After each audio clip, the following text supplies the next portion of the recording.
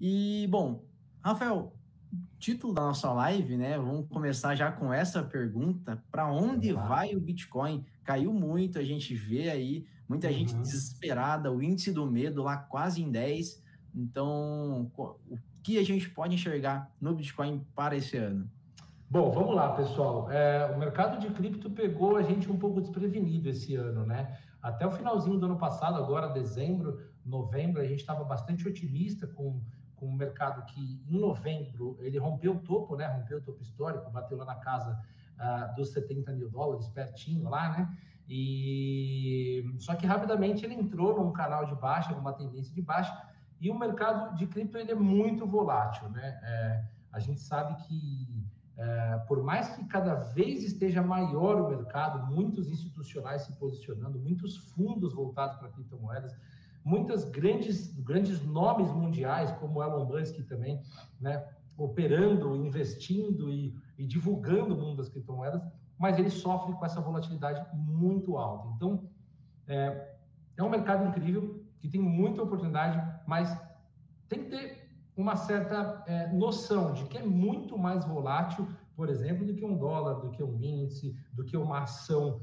né? Porque a volatilidade, você pode perceber que o Bitcoin chega a andar, sei lá, 25, 30% em um único dia, né? É uma coisa assim estrondosa, como aconteceu no mês de dezembro, num dia de fortes notícias. Então, eu fiz algumas análises para trazer aqui para vocês no mundo do Bitcoin, o que eu vejo para o Bitcoin, e eu quero compartilhar com vocês aí qual é a minha visão, aonde eu estou posicionado, né? Vou abrir o jogo aqui para vocês, vou mostrar para vocês a minha posição, vou mostrar para vocês o que eu espero para o mercado, tá? E aí, quem sabe, contribuir também um pouquinho mais com a visão de vocês. Lembrando que tudo isso é o que eu faço com o meu dinheiro, não se caracteriza uma recomendação, mas espero poder ajudar todo mundo aí.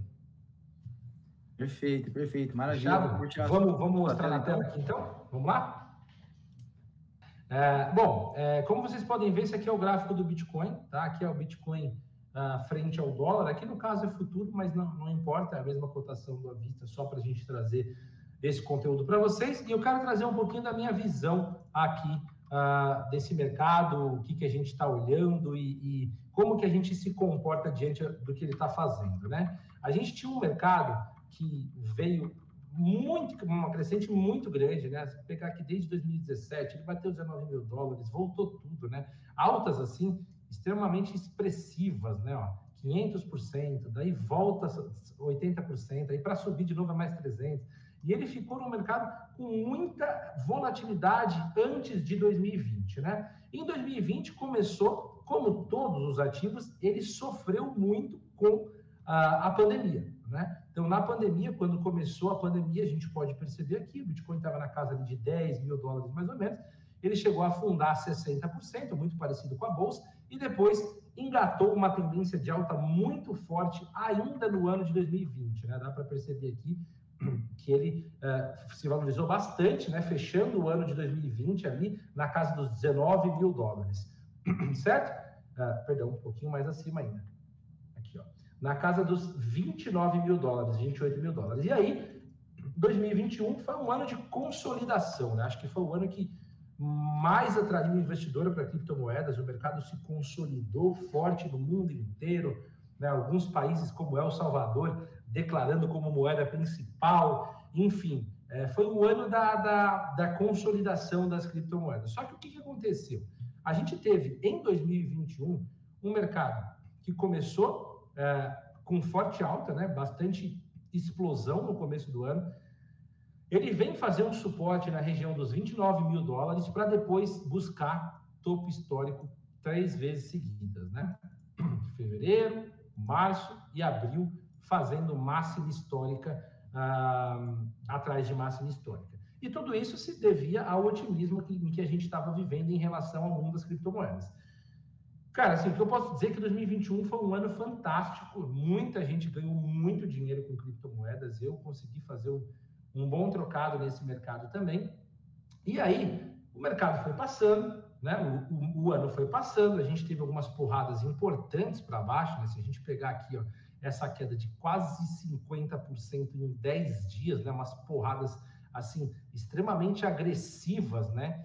De acordo com o que ele vinha subindo, umas correções fortes, mas a gente terminou o ano bastante otimista, e eu vou explicar por que a gente terminou o ano otimista, tá? Mesmo tendo aquelas correções fortes no mês de dezembro. O Bitcoin, ele é um ativo que também é utilizado como um ativo de proteção. Proteção contra o quê? Contra a inflação americana. Né? Nos Estados Unidos, a gente tem um S&P, o S&P, Dow Jones, Nasdaq, rompendo máxima histórica atrás de máxima histórica, assim, gigantescamente, não para mais, é alta infinita, né? Até que você fala assim, pô, peraí, isso aqui uma hora tem que parar. Né? A injeção de dinheiro do Fed aí está acabando, os juros vai ter que começar a subir para conter a inflação está se descontrolando, então a gente esperava um começo de 2022 bom para as criptomoedas, né? A gente esperava um começo bom, só que não é o que está acontecendo, né? Não é o que está acontecendo, tanto para o S&P quanto para o mercado de cripto, como o Bitcoin, por exemplo, que é o carro-chefe, a mãe de todas as criptos, estamos tendo uma correção muito forte. Tá? Então, esse aqui é um gráfico diário, tá? E aí a gente percebe que desde novembro, né, quando a gente fez o topo histórico aqui nos 69 mil dólares, nessa região, a gente vem num canal de baixa, assim, bastante acentuado, né? A gente já teve uma correção aí, se pegar do topo, vamos pegar de cima para baixo, que não fica diferente, também de 50%. O que acontece, né? Qual que é a minha visão para esse ano? O que eu espero? O que eu esperava? O que eu fiz? E o que eu espero ainda para a gente poder trabalhar com Bitcoin nesse ano de 2022? Perdão. Bom, eu tinha marcado uma região de suporte aqui na região dos 45.850, que era uma região já antiga, né? Antiga lá, de fevereiro do ano passado, quando ele começou a fazer suporte nessa região. Pivoteou para cima, não conseguiu segurar, perdeu, mas depois que voltou ainda brigou para se sustentar nessa região. Então aqui eu comecei a montar a minha posição de compra, ou seja, eu estava líquido no mercado, eu zerei as minhas compras de Bitcoin em outubro, novembro do ano passado, quando ele chegou na máxima histórica, que ele começou, quando ele perdeu, mais precisamente quando ele perdeu esse fundo aqui, né? Ele perdeu esse fundo aqui, provavelmente foi até nesse dia aqui que ele acabou acelerando queda, eu zerei as minhas posições de compra e falei, agora eu vou esperar para ver até onde vai essa correção aqui e tentar tomar uma decisão de compra de novo. E aí, a gente teve um episódio no mês de dezembro, que foi esse dia aqui. Olha a volatilidade desse dia aqui, gente. Olha isso aqui, ó. Né? 22%. Sem contar no volume vendedor ali nesse... Né? Aqui a gente pode inserir aqui, vamos colocar o volume financeiro.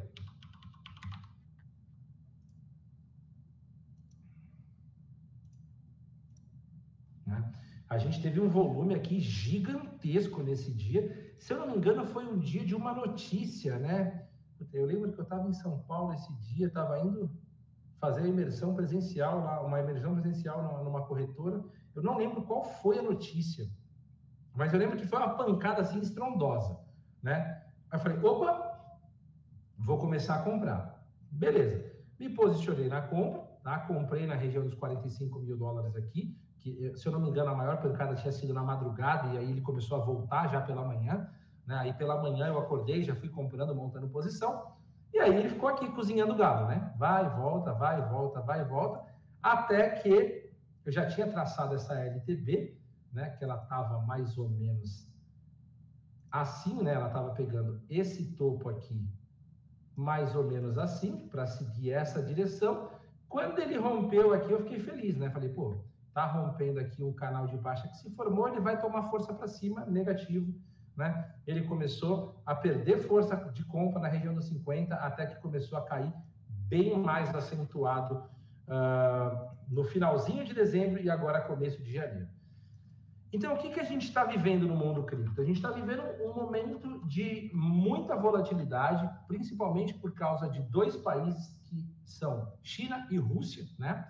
Onde a China já proibiu o trade de criptomoedas e tal, e a Rússia começou a sinalizar, né, que também vai proibir, até foi nesse dia aqui, ó, nessa pancada para baixo que ele deu aqui, foi o dia que a Rússia falou, não vai ter criptomoedas aqui também, a gente vai seguir o mesmo caminho da China, vamos bloquear tudo também. E aí é claro que o país, né, tomando uma atitude como essa, a Rússia, pelo seu tamanho e potência, acabou derrubando ainda mais um mercado que já não estava muito legal. E aí, pessoal, é que entra o pânico da galera, né? O que a gente chama, assim, carinhosamente, da sardinhada que fala, meu Deus, acabou, a criptomoeda acabou, não existe mais Bitcoin, morreu, eu preciso tirar o que eu tenho lá, senão eu vou perder tudo que eu tenho. E aí todo mundo entra no efeito manada, vai vendendo, e aí acontece esses scandals de venda horrorosos que a gente está vendo aqui, né? Pois é. E isso, na minha opinião, é só uma oportunidade para a gente se posicionar na compra, tá? Na compra. Eu confesso que quando perdeu os 45 com o volume que perdeu, eu falei, cara, a correção vai ser mais forte. Então, o que eu fiz? Eu falei, bom, eu já entrei com uma posição aqui de compra na região dos 45. Quando ele começou a cair, eu tinha uma outra região de compra, que é aqui o 29.200 e pouco, mas ele freou. Eu marquei esse fundo aqui no 32.900, que foi onde ele freou, tá? Ele bateu nesse dia aqui, foi bastante volatilidade também, um volume muito alto, ele chegou a bater 10% de queda e ainda fechou positivo nesse dia, né? E aí, foi anteontem, inclusive. E aí você fala, opa, peraí, existe um sinal de recuperação aí interessante, né? Então, eu acabei comprando mais um pouco aqui, melhorando um pouquinho o preço médio, até daqui a pouco a gente vê onde é que está meu preço médio no Bitcoin, eu vou mostrar para vocês aqui. E aí, galera, a gente está vendo um cenário de baixa, tá? A gente está num cenário de baixa, a gente está numa tendência de queda. Para mim, o Bitcoin só volta a ganhar força compradora acima da região dos 45.800, tá? Que é essa região que foi um suporte muito importante no mês de dezembro, tá? Então, para mim, ele tem que acelerar a alta, né? Ganhando essa região aqui, tá? Então, Bitcoin acelera a alta, ganhando aqui os 45.860, 800 mais ou menos, ou então, né, já no rompimento dessa LTB aqui. O que eu posso dizer para vocês? Eu tenho um cenário ruim e o cenário péssimo. O cenário ruim é o Bitcoin vindo buscar a região dos 29.250, que é um fundo muito importante aqui de trás, ó.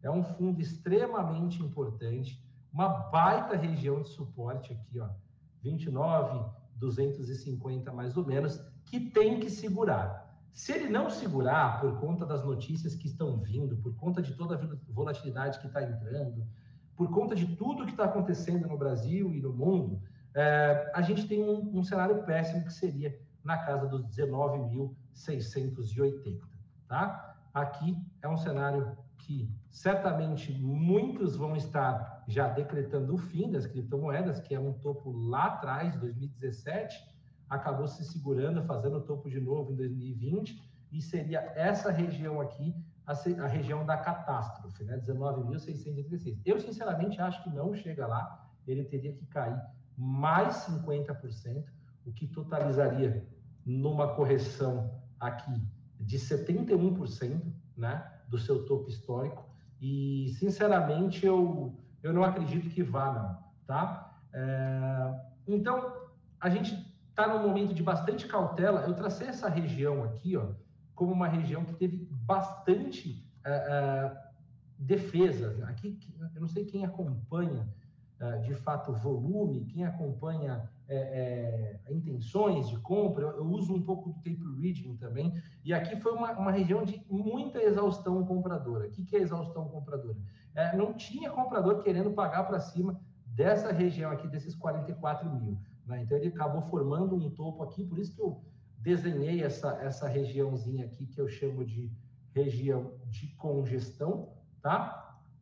E aí o mercado precisa acelerar a alta para cima dessa região para poder voltar, quebrar essa tendência de baixa e voltar a se tornar um mercado comprador.